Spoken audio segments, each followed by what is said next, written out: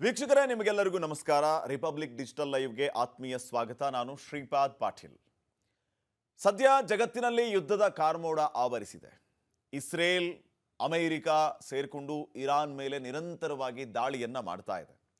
ಈ ಯುದ್ಧ ಭೂಮಿಯಿಂದ ಆಗಾಗ ಬೆಚ್ಚಿ ಬೀಳಿಸುವಂತಹ ಹಲವು ವಿಚಾರಗಳು ಚರ್ಚೆಗೆ ಬರ್ತಾನೆ ಇರುತ್ತೆ.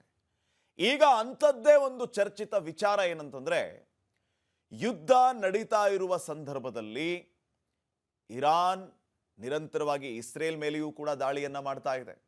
ಈ ಸಂದರ್ಭದಲ್ಲಿ ಇಸ್ರೇಲ್ನ ಪ್ರೈಮ್ ಮಿನಿಸ್ಟರ್ ಬೆಂಜಮಿನ್ ನೇತನ್ಯಾಹು ನೆಲೆಸಿದ್ದ ಬಂಕರ್ ಮೇಲೆ ಇರಾನ್ನವರು ದಾಳಿ ಮಾಡಿ ಆ ಒಂದು ದಾಳಿಯಲ್ಲಿ ಇಸ್ರೇಲ್ನ ಬೆಂಜಮಿನ್ ನೇತನ್ಯಾಹು ಸತ್ತೋಗ್ಬಿಟ್ಟಿದ್ದಾರೆ, ಹತ್ಯೆಯಾಗಿದ್ದಾರೆ ಅನ್ನುವಂತಹ ನಾನಾ ರೀತಿಯ ಚರ್ಚೆಗಳು ಸೋಷಿಯಲ್ ಮೀಡಿಯಾದಲ್ಲಿ ಸಿಕ್ಕಾಪಟ್ಟೆ ಸೌಂಡ್ ಮಾಡ್ತಾ ಇದ್ವು.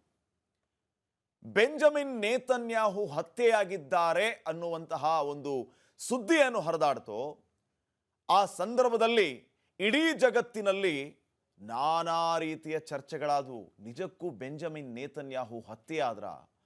ಇರಾನ್ನವರು ಬೆಂಜಮಿನ್ ನೇತನ್ಯಾಹುವನ್ನು ಹತ್ಯೆ ಮಾಡುವಲ್ಲಿ ಯಶಸ್ವಿಯಾದ್ರ? ಈ ರೀತಿಯ ಪ್ರಶ್ನೆಗಳು ಮೂಡಿದವು. ಆದರೆ ಈಗ ಈ ಎಲ್ಲ ರೀತಿಯ ಪ್ರಶ್ನೆಗಳಿಗೆ ಉತ್ತರ ಸಿಕ್ಕಿದೆ ವೀಕ್ಷಕರೇ. ಏನಾಯಿತು ಅನ್ನೋದನ್ನ ನಾನು ಸ್ಟೆಪ್ ಬೈ ಸ್ಟೆಪ್ ಹೇಳ್ತಾ ಹೋಗ್ತೀನಿ. ನಿಜಕ್ಕೂ ಬೆಂಜಮಿನ್ ನೇತನ್ಯಾಹು ಈ ಇರಾನ್ನವರ ದಾಳಿಯಲ್ಲಿ ಸಿಕ್ಕಾಕೊಂಡು ಮೃತಪಟ್ರ ಅನ್ನುವಂತಹ ಪ್ರಶ್ನೆಗೂ ಉತ್ತರವನ್ನು ಕೊಡ್ತೀನಿ. ಈಗ ಇಸ್ರೇಲ್ನಿಂದ ಸ್ವತಃ ಬೆಂಜಮಿನ್ ನೇತನ್ಯಾಹು ಅವರಿಂದ ಸಿಕ್ಕಿರುವಂತಹ ಸ್ಪಷ್ಟನೆ ಎಂಥದ್ದು ಅನ್ನೋದನ್ನ ಹೇಳ್ತಾ ಹೋಗ್ತೀನಿ. ಆಗಿದ್ದೇನು ಅನ್ನೋದನ್ನ ಎಳೆ ಎಳೆಯಾಗಿ ನೋಡ್ತಾ ಹೋಗೋಣ ವೀಕ್ಷಕರೇ. ಮೊದಲೇದಾಗಿ ಸೋಷಿಯಲ್ ಮೀಡಿಯಾದಲ್ಲಿ ಒಂದು ಫೋಟೋ ಸಿಕ್ಕಾಪಟ್ಟೆ ವೈರಲ್ ಆಯಿತು. ನೀವು ನನ್ನ ಪಕ್ಕದಲ್ಲಿಯೂ ಕೂಡ ಈಗ ಆ ಫೋಟೋನ ಗಮನಿಸ್ತಾ ಇದ್ದೀರಿ. ಬೆಂಜಮಿನ್ ನೇತನ್ಯಾಹು ಅವರ ಮೇಲೆ ರಣಭೀಕರವಾಗಿ ಆಗಿರುವಂತಹ ದಾಳಿ. ಆ ಬೆಂಜಮಿನ್ ನೇತನ್ಯಾಹು ಅವರಿಗೆ ಸಹಾಯ ಮಾಡ್ತಾ ಇರುವಂಥ ಅಕ್ಕಪಕ್ಕದಲ್ಲಿರುವಂತಹ ಕೆಲವು ವ್ಯಕ್ತಿಗಳು, ಅವರು ಇವನ್ ಯೂನಿಫಾರ್ಮ್ ಮೇಲೆಯೇ ಇದ್ದಾರೆ. ಈ ಒಂದು ಫೋಟೋ ನೀವೀಗೇನು ನೋಡ್ತಿದ್ದೀರಲ್ಲ, ಈ ಫೋಟೋ ಸಿಕ್ಕಾಪಟ್ಟೆ ಸೌಂಡ್ ಮಾಡ್ತು. ಬೆಂಜಮಿನ್ ನೇತನ್ಯಾಹು ಗಾಯಗೊಂಡಿದ್ದಾರೆ, ಅವ್ರ ತಲೆ ಮೇಲೆ ರಕ್ತ ಕಾಣಿಸ್ತಾ ಇದೆ, ಗಾಯಗೊಂಡಂಥ ಆ ಫೋಟೋಗಳನ್ನು ನೀವು ನೋಡ್ತಾ ಇದ್ದೀರಿ. ಈ ಫೋಟೋ ಯಾವ ರೀತಿ ಸದ್ದು ಮಾಡ್ತು ಅಂತಂದ್ರೆ, ಬೆಂಜಮಿನ್ ನೇತನ್ಯಾಹು ಇದ್ದ ಬಂಕರ್ ಮೇಲೆ ಇರಾನ್ನವರು ದಾಳಿ ಮಾಡಿದ್ರು. ಆ ದಾಳಿಯಲ್ಲಿ ಸಿಕ್ಕಾಕೊಂಡು ಬೆಂಜಮಿನ್ ನೇತನ್ಯಾಹು ಅವರ ಹತ್ಯೆ ಆಯಿತು. ಬೆಂಜಮಿನ್ ನೇತನ್ಯಾಹು ಅವರ ಕೊನೆ ಕ್ಷಣದ ಫೋಟೋಸ್ ಇದು ಅಂತ ಹೇಳಿ ಸೋಷಿಯಲ್ ಮೀಡಿಯಾದಲ್ಲಿ ಸಿಕ್ಕಾಪಟ್ಟೆ ಸೌಂಡ್ ಮಾಡ್ತು. ಈಗ ನನ್ನ ಪಕ್ಕದಲ್ಲಿಯೂ ಕೂಡ ನೀವು ಆ ಫೋಟೋನ ನೋಡ್ತಾ ಇದ್ದೀರಿ. ಇದು ಮೊದಲನೇ ವಿಚಾರ. ಇದಾದ ಮೇಲೆ ಏನಾಯಿತು ಅಂತಂದ್ರೆ, ನೆಕ್ಸ್ಟ್ ವಿಚಾರಕ್ಕೆ ನಾನು ಹೋಗ್ತೀನಿ ವೀಕ್ಷಕರೇ. ಎರಡನೇ ವಿಚಾರ ಏನಂತಂದ್ರೆ, ಯಾವಾಗ ಬೆಂಜಮಿನ್ ನೇತನ್ಯಾಹು ಈ ರೀತಿ ಇರಾನ್ನವರು ಮಾಡಿದಂತಹ ದಾಳಿಯಲ್ಲಿ ಸತ್ತು ಹೋಗಿದ್ದಾರೆ, ಮೃತಪಟ್ಟಿದ್ದಾರೆ, ಹತ್ಯೆಯಾಗಿದ್ದಾರೆ, ಹೀಗೆ ನಾನಾ ರೀತಿಯ ವ್ಯಾಖ್ಯಾನಗಳು ಆಗೋದಕ್ಕೆ ಆರಂಭ ಆಯಿತು, ಇಸ್ರೇಲ್ನವರ ಜಂಗಾಬಲವೇ ಅಡಗೋಯಿತು. ಈ ಕಡೆ ಇರಾನ್ನಲ್ಲಿ ಸಂಭ್ರಮ ಹೆಚ್ಚಾಯಿತು. ಆದರೆ ಇದೆಲ್ಲವೂ ಕೂಡ ಸುಳ್ಳು ಅನ್ನೋದನ್ನ ಅರ್ಥ ಮಾಡ್ಕೊಳ್ಳೋದಕ್ಕೆ ಬಹಳ ಹೊತ್ತು ಬೇಕಾಗಲಿಲ್ಲ ವೀಕ್ಷಕರೇ. ಸ್ವತಃ ಇಸ್ರೇಲ್ನ ಪ್ರಜೆಗಳನ್ನ ಕಾಡಿದ ಆತಂಕ ಏನಂತಂದ್ರೆ, ನಮ್ಮ ನಾಯಕ ನಿಜಕ್ಕೂ ಮೃತಪಟ್ರ ಅನ್ನುವಂತಹ ಪ್ರಶ್ನೆ. ಇದಕ್ಕೆ ಸ್ವತಃ ಇಸ್ರೇಲ್ ಸರ್ಕಾರ ಸ್ಪಷ್ಟನೆಯನ್ನ ಕೊಡಬೇಕು ಅಂತ ಹೇಳಿ ರಸ್ತೆಗಿಳಿದು ಪ್ರತಿಭಟನೆ ಮಾಡುವಂತಹ ಕೆಲಸ ಕೂಡ ಇಸ್ರೇಲ್ನಲ್ಲಿ ಆರಂಭ ಆಯಿತು. ಆಗ ಬೆಂಜಮಿನ್ ನೇತನ್ಯಾಹು ಅವರು ಸ್ಪಷ್ಟನೆ ಕೊಡಬೇಕಾಗಿ ಬಂತು. ಅದರಲ್ಲೂ ಕೂಡ ಒಂದು ಎಡವಟ್ಟಾಯಿತು ವೀಕ್ಷಕರೇ. ಆ ಎಡವಟ್ಟೇನು ಅಂತ ಹೇಳ್ತಾ ಹೋಗ್ತೀನಿ. ವಿಷಯ ಏನಂತಂದ್ರೆ, ಇಲ್ಲಿ ಯಾವ ರೀತಿ ಸುಳ್ಳು ಸುದ್ದಿಗಳನ್ನ ಹರಡಿಸಲಾಗ್ತಾ ಇದೆ, ಬೆಂಜಮಿನ್ ನೇತನ್ಯಾಹು ಅವರು ಮೃತಪಟ್ಟಿದ್ದಾರೆ ಅಂತ. ಆದರೆ ಅದು ಸುಳ್ಳು. ಈ ಸುಳ್ಳು ಅನ್ನೋದನ್ನ ಹೇಗೆ ತಿಳಿಸಬೇಕು ಜನರಿಗೆ, ಇದು ಪ್ರಶ್ನೆ ಆಯಿತು. ಇಸ್ರೇಲ್ ಸರ್ಕಾರದ ಮೇಲೆ ಒತ್ತಡ ಹೆಚ್ಚಾಯಿತು. ಕಾರಣ, ಅಲ್ಲಿನ ಜನ ರಸ್ತೆಗಿಳಿ ಸ್ಟಾರ್ಟ್ ಮಾಡಿದ್ರು. ನಮ್ಮ ನಾಯಕರು ಇದಾರಾ ಇಲ್ವಾ, ನಮಗೆ ಸ್ಪಷ್ಟನೆ ಬೇಕು ಅಂತ ಹೇಳೋದಕ್ಕೆ ಶುರು ಮಾಡಿದರು. ಇದ್ರ ಮಧ್ಯೆ ಈ ಫೇಕ್ ಫೋಟೋಗೆ ಪುಷ್ಟಿ ಕೊಡುವಂತಹ ಒಂದು ಬೆಳವಣಿಗೆ ಏನಾಯಿತು ಅಂತಂದ್ರೆ, ಈ ಯುದ್ಧದ ಸಂದರ್ಭದಲ್ಲಿ ಇಸ್ರೇಲ್ ಸರ್ಕಾರ ನಡೆಸುವ ಒಂದು ವಾರ್ ಕ್ಯಾಬಿನೆಟ್ ಏನಿದೆ, ಆ ಕ್ಯಾಬಿನೆಟ್ನಲ್ಲಿಯೂ ಕೂಡ ಬೆಂಜಮಿನ್ ನೇತನ್ಯಾಹು ಗೈರಾಗಿದ್ದು ಕೂಡ ಈ ಫೇಕ್ ಫೋಟೋಗೆ ಪುಷ್ಟಿಯನ್ನ ನೀಡುವಂತಿತ್ತು. ಇಲ್ಲ, ಅವರು ಮೃತಪಟ್ಟಿದ್ದೇ ಸತ್ಯ, ಹಿಂಗಾಗಿ ಅವರು ವಾರ್ ಕ್ಯಾಬಿನೆಟ್ನಲ್ಲಿ ಭಾಗಿಯಾಗಿಲ್ಲ ಅಂತ ಮತ್ತೆ ಇರಾನ್ನವರು ಅದೇ ರೀತಿಯ ಸುದ್ದಿಗಳನ್ನು ಬಿಂಬಿಸೋದಕ್ಕೆ ಆರಂಭ ಮಾಡಿದರು. ಇರಾನ್ನ ಸುದ್ದಿವಾಹಿನಿಗಳು ಕೂಡ ಈ ಸುದ್ದಿಯನ್ನ ಯಾವ ರೀತಿ ವೈಭವೀಕರಿಸಿದ್ರು ಅಂತಂದ್ರೆ, ಇಸ್ರೇಲ್ನ ಪ್ರೈಮ್ ಮಿನಿಸ್ಟರ್ ಬೆಂಜಮಿನ್ ನೇತನ್ಯಾಹು ಮೃತಪಟ್ಟಿದ್ದಾರೆ ಅನ್ನೋದಕ್ಕೆ ಪುಷ್ಟಿ ಕೊಡುವುದು ಒಂದು ಬೆಳವಣಿಗೆ ಆಗಿದೆ. ಅದು ವಾರ್ ಕ್ಯಾಬಿನೆಟ್ನಲ್ಲಿ ಬೆಂಜಮಿನ್ ನೇತನ್ಯಾಹು ಭಾಗಿಯಾಗಿಲ್ಲ ಅನ್ನುವಂಥದ್ದನ್ನ ಸಾರಿ ಸಾರಿ ಹೇಳಿದರು.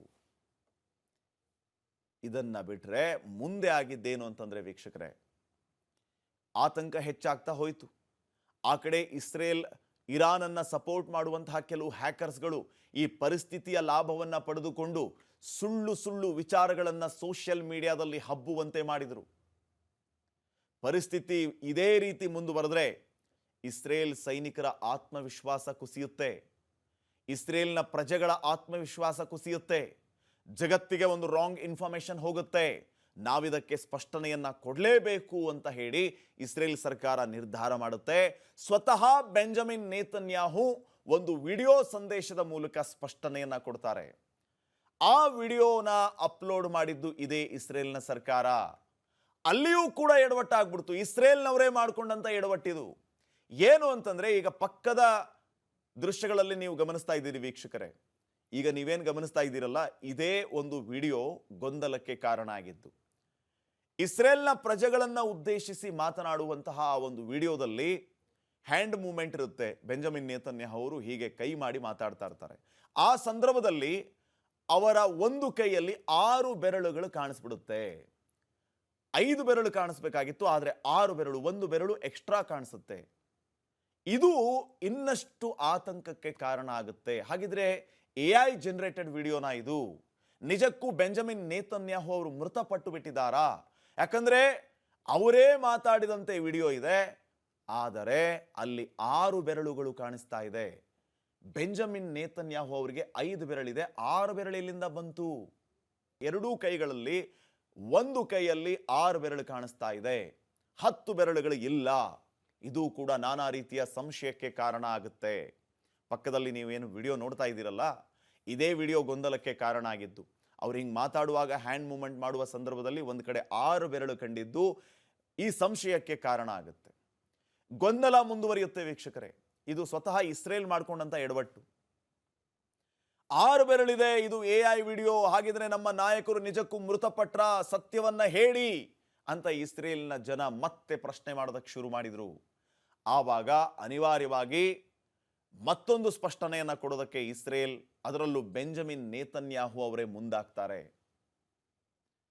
ಒಂದು ಸ್ಪಷ್ಟನೆ ಏನ್ ಸಿಗುತ್ತೆ ಇಸ್ರೇಲ್ ಗವರ್ನಮೆಂಟ್ ಇಂದ ಅಂತಂದ್ರೆ, ಇದು ಫೇಕ್ ವಿಡಿಯೋ ಖಂಡಿತ ಅಲ್ಲ, ಆದರೆ ಕ್ಯಾಮೆರಾ ಮತ್ತು ಅತಿಯಾದ ಬೆಳಕಿನ ರಿಫ್ಲೆಕ್ಷನ್ನಿಂದ ಅಲ್ಲಿ 6 ಬೆರಳುಗಳು ಕಾಣಿಸ್ತಾ ಇದೆ, ಆದರೆ ಇದು ನಿಜವಾದ ವಿಡಿಯೋನೇ ಅನ್ನುವಂಥ ಸ್ಪಷ್ಟನೆಯನ್ನ ಕೊಡ್ತಾರೆ. ಕೆಲವು ತಾಂತ್ರಿಕ ದೋಷಗಳು ಅಂತಾನೂ ಕೂಡ ಇಸ್ರೇಲ್ ಸರ್ಕಾರ ಹೇಳುತ್ತೆ. ಆದಾಗ್ಯೂ ಗೊಂದಲ ಮುಂದುವರೆದಾಗ ಸ್ವತಃ ಇಸ್ರೇಲ್ನ ಪ್ರೈಮ್ ಮಿನಿಸ್ಟರ್ ಬೆಂಜಮಿನ್ ನೇತನ್ಯಾಹು ಏನು ಮಾಡಿದ್ರು ಅಂತಂದ್ರೆ, 3ನೇ ವಿಚಾರವನ್ನ ಹೇಳ್ತೀನಿ ವೀಕ್ಷಕರೇ. ಈಗ 3ನೇ ವಿಚಾರ ಏನಂತಂದ್ರೆ, ಈ ಗೊಂದಲಗಳು ಮುಂದುವರೆದಾಗ ಬೆಂಜಮಿನ್ ನೇತನ್ಯಾಹು ಅವರು ಸ್ವತಃ ಜನರ ಮಧ್ಯೆ ಪ್ರತ್ಯಕ್ಷ ಆಗ್ತಾರೆ. ಜನರ ಮುಂದೆ ಇರುವಂತ ಎಲ್ಲ ಆತಂಕ ಸಮಸ್ಯೆಗಳನ್ನ ದೂರ ಮಾಡ್ತಾರೆ ಬೆಂಜಮಿನ್ ನೇತನ್ಯಾಹು. ಅವರು ಮಾಡಿದ್ದು ಏನಂತಂದ್ರೆ, ಜೆರುಸಲೇಮ್ನ ಒಂದು ಕೆಫೆ ಶಾಪ್ಗೆ ಬಂದು ಕಾಫಿನ ಆರ್ಡರ್ ಮಾಡಿ, ನಾನು ಜೀವಂತವಾಗಿದ್ದೇನೆ, ನಾನು ಸತ್ತಿಲ್ಲ, ಬದುಕಿದ್ದೇನೆ ಅನ್ನುವಂತಹ ಒಂದು ಸಂದೇಶವನ್ನ ನೇರವಾಗಿ ಕಳಿಸ್ತಾರೆ. ಅಲ್ಲಿ ಕೈಯಲ್ಲಿ ಕಾಫಿ ಮಗ್ಗನ್ನ ಹಿಡ್ಕೊಂಡು ತಮ್ಮ ಬೆರಳುಗಳನ್ನು ಕೂಡ ಪ್ರದರ್ಶಿಸುತ್ತಾರೆ. ಕ್ಯಾಮರಾದತ್ತ ಬೆರಳುಗಳನ್ನು ತೋರಿಸ್ತಾರೆ. ನೋಡಿ, ನಾನೇ ಬೆಂಜಮಿನ್ ನೇತನ್ಯಾಹು, ನನ್ನ ಕೈಯಲ್ಲಿ 10 ಬೆರಳುಗಳಿದೆ ನೋಡಿ ಅಂತ ತೋರಿಸ್ತಾರೆ. ಈಗ ನೀವು ಈ ಪಕ್ಕದ ದೃಶ್ಯಗಳನ್ನು ಗಮನಿಸ್ತಾ ಇರಬಹುದು. ಇದು ಸ್ವತಃ ಬೆಂಜಮಿನ್ ನೇತನ್ಯಾಹು ಕೊಟ್ಟಂತಹ ಸ್ಪಷ್ಟನೆಯ ವಿಡಿಯೋ. ಹೌದು, ನಾನು ಸತ್ತಿದ್ದೇನೆ ಈ ಡಿಲಿಷಿಯಸ್ ಕಾಫಿಗಾಗಿ, ಈ ರುಚಿಕರವಾದಂತಹ ಕಾಫಿಗಾಗಿ ನಾನು ಸತ್ತಿದ್ದೇನೆ ಅನ್ನೋ ಮಾತನ್ನ ಬೆಂಜಮಿನ್ ನೇತನ್ಯಾಹು ಅವರು ವ್ಯಂಗ್ಯವಾಗಿ ಹೇಳ್ತಾರೆ. ನಾನು ಜೀವಂತವಾಗಿದ್ದೇನೆ, ಶತ್ರುಗಳೇ ನಿಮ್ಮ ಕುತಂತ್ರ ಇಲ್ಲಿ ನಡೆಯೋದಿಲ್ಲ, ನಾವು ಸ್ಟ್ರಾಂಗ್ ಆಗಿದ್ದೀವಿ, ಇರಾನ್ ಮೇಲೆ ನಿರಂತರವಾಗಿ ದಾಳಿಯನ್ನ ಮುಂದುವರಿಸ್ತೇವೆ, ಬಗ್ಗುವ ಪ್ರಶ್ನೆಯೇ ಇಲ್ಲ, ಇದು ಇಸ್ರೇಲ್ ಅಂತ ಹೇಳಿ ಬೆಂಜಮಿನ್ ನೇತನ್ಯಾಹು ಹೇಳಿದ್ದಾರೆ. ಹಿಬ್ರೂ ಭಾಷೆಯಲ್ಲಿ ಒಂದು ನಾಣ್ಣುಡಿ ಇದೆ, ಸತ್ತರೆ ನಾನು ದೇಶಕ್ಕಾಗಿ ಸಾಯ್ತೇನೆ, ನಾನು ಜೀವಂತವಾಗಿದ್ದೇನೆ, ನಾನು ಸತ್ತರೆ ನನ್ನ ದೇಶಕ್ಕಾಗಿ ಎನ್ನುವಂತಹ ಒಂದು ನಾಣ್ಣುಡಿ. ಆ ನಾಣ್ಣುಡಿಯ ಪ್ರಯೋಗ ಕೂಡ ಬೆಂಜಮಿನ್ ನೇತನ್ಯಾಹು ಅವರಿಂದ ಈ ಸಂದರ್ಭದಲ್ಲಿ ಆಗಿದೆ. ಪಕ್ಕದಲ್ಲಿ ಏನು ದೃಶ್ಯಗಳಲ್ಲಿ ಗಮನಿಸ್ತಾ ಇದ್ದೀರಲ್ಲ, ಇದು ಕೆಫೆ ಶಾಪ್ಗೆ ಹೋಗಿ ಬೆಂಜಮಿನ್ ನೇತನ್ಯಾಹು ಅವರು ಜೆರೂಸಲೇಮ್ನ ಒಂದು ಕೆಫೆ ಶಾಪ್ಗೆ ಹೋಗಿ ಕಾಫಿನ ಆರ್ಡರ್ ಮಾಡಿ ಆ ಕಾಫಿಯ ಮಗ್ಗನ್ನ ಕೈಯಲ್ಲಿ ಹಿಡಿದುಕೊಂಡು ತಮ್ಮ ಬೆರಳನ್ನೂ ತೋರಿಸ್ತಾ ಇದ್ದಾರೆ. 10 ಬೆರಳಿದೆ ನೋಡಿ ಅಂತ ಇಸ್ರೇಲ್ನ ಜನರಿಗೆ ತೋರಿಸ್ತಾರೆ, ಇರಾನ್ನ ಶತ್ರುಗಳಿಗೆ ತೋರಿಸ್ತಾರೆ, ಇಡೀ ಜಗತ್ತಿಗೆ ಒಂದು ಸಂದೇಶವನ್ನು ರವಾನೆ ಮಾಡಿದ್ದಾರೆ, ನಾನು ಸತ್ತಿಲ್ಲ, ಜೀವಂತವಾಗಿದ್ದೇನೆ ಅಂತ ಹೇಳಿ. ಈ ಮೂಲಕ ಶತ್ರುಗಳ ಹುಟ್ಟಡಗಿಸುವಂತಹ ಕೆಲಸ ನಿರಂತರವಾಗಿ ನಡೆಯುತ್ತೆ ಎನ್ನುವಂತಹ ಸಂದೇಶವನ್ನು ಕೂಡ ಬೆಂಜಮಿನ್ ನೇತನ್ಯಾಹು ಇರಾನಿಯನ್ನರಿಗೆ ನೀಡಿದ್ದಾರೆ. ನೀವೇನೇ ಕುತಂತ್ರ ಮಾಡಿದರು, ಯಾವುದೇ ರೀತಿಯ ಷಡ್ಯಂತ್ರಗಳನ್ನು ಮಾಡಿದರು, ನಮ್ಮ ಇಸ್ರೇಲ್ ಸೈನಿಕರು ಎದೆಗುಂದೋದಿಲ್ಲ, ನಾವು ಜಗ್ಗಲ್ಲ ಬಗ್ಗಲ್ಲ, ನಾವು ಸುರಕ್ಷಿತವಾಗಿದ್ದೇವೆ, ನಮ್ಮ ದೇಶ ಸುರಕ್ಷಿತವಾಗಿದೆ, ನಮ್ಮ ಹೋರಾಟವನ್ನು ಮುಂದುವರಿಯುತ್ತೆ, ನಾವು ಹೋರಾಟವನ್ನು ಮುಂದುವರಿಸ್ತೀವಿ ಅನ್ನುವಂತಹ ಮಾತನ್ನ ಪ್ರೈಮ್ ಮಿನಿಸ್ಟರ್ ಬೆಂಜಮಿನ್ ನೇತನ್ಯಾಹು ಹೇಳುವ ಮೂಲಕ ಒಂದು ಖಡಕ್ ಸಂದೇಶವನ್ನು ತಮ್ಮ ಶತ್ರುಗಳಿಗೆ ರವಾನೆ ಮಾಡಿದ್ದಾರೆ. ಬೆಂಜಮಿನ್ ನೇತನ್ಯಾಹು ಸತ್ತಿಲ್ಲ, ಜೀವಂತವಾಗಿದ್ದಾರೆ ಅನ್ನುವಂಥದ್ದನ್ನ ಕೇವಲ ಬೆಂಜಮಿನ್ ನೇತನ್ಯಾಹು ತಾವೇ ಜನರ ಮಧ್ಯೆ ಪ್ರತ್ಯಕ್ಷ ಆಗಿ ಸ್ಪಷ್ಟಪಡಿಸೋದು ಮಾತ್ರ ಅಲ್ಲ, ಅಮೆರಿಕಾದ ಗುಪ್ತಚರ ಇಲಾಖೆಯವರು ಕೂಡ ಸ್ಪಷ್ಟಪಡಿಸಿದ್ದಾರೆ. Benjamin Netanyahu is alive, nothing to worry ಅಂತ ಅಮೆರಿಕಾದ ಗುಪ್ತಚರ ಇಲಾಖೆಯವರು ಹೇಳುವ ಮೂಲಕ ಜನರ ಆತಂಕವನ್ನ ದೂರ ಮಾಡಿದ್ದಾರೆ.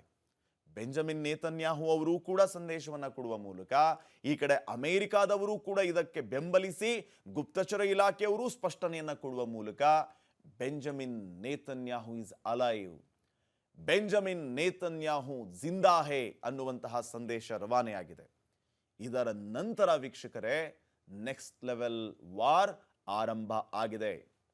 ಇರಾನ್ನ ಮೇಲೆ ಯುದ್ಧವನ್ನ ಇನ್ನಷ್ಟು ಚುರುಕುಗೊಳಿಸಿದ್ದಾರೆ ಇಸ್ರೇಲ್ ಮತ್ತು ಅಮೆರಿಕಾದವರು. ಇರಾನ್ ಯುದ್ಧವನ್ನ ಮುಗಿಸೋದಕ್ಕೆ ರೆಡಿ ಇದೆ, ಆದರೆ ಕೆಲವು ಷರತ್ತುಗಳನ್ನು ಇಡ್ತಾ ಇದೆ. ಆ ಷರತ್ತುಗಳಿಗೆ ನಮ್ಮ ಒಪ್ಪಿಗೆ ಇಲ್ಲ ಅಂತ ಡೊನಾಲ್ಡ್ ಟ್ರಂಪ್ ಹೇಳಿದ್ದಾರೆ. ಯುದ್ಧ ಮುಂದುವರಿಯುತ್ತೆ ಅಂತ ಹೇಳ್ತಾ ಇದ್ದಾರೆ. ಷರತ್ತುಗಳು ಹೇಗಿರಬೇಕು ಅಂತಂದ್ರೆ ಎಲ್ಲರೂ ಒಪ್ಕೊಳ್ಳೋ ರೀತಿಯಲ್ಲಿ ಷರತ್ತುಗಳು ಇರಬೇಕು, ಆದರೆ ಇವರ ಷರತ್ತುಗಳಿಗೆ ನಮ್ಮ ಸಹಮತ ಇಲ್ಲ ಅಂತ ಡೊನಾಲ್ಡ್ ಟ್ರಂಪ್ ಹೇಳಿದ್ದಾರೆ.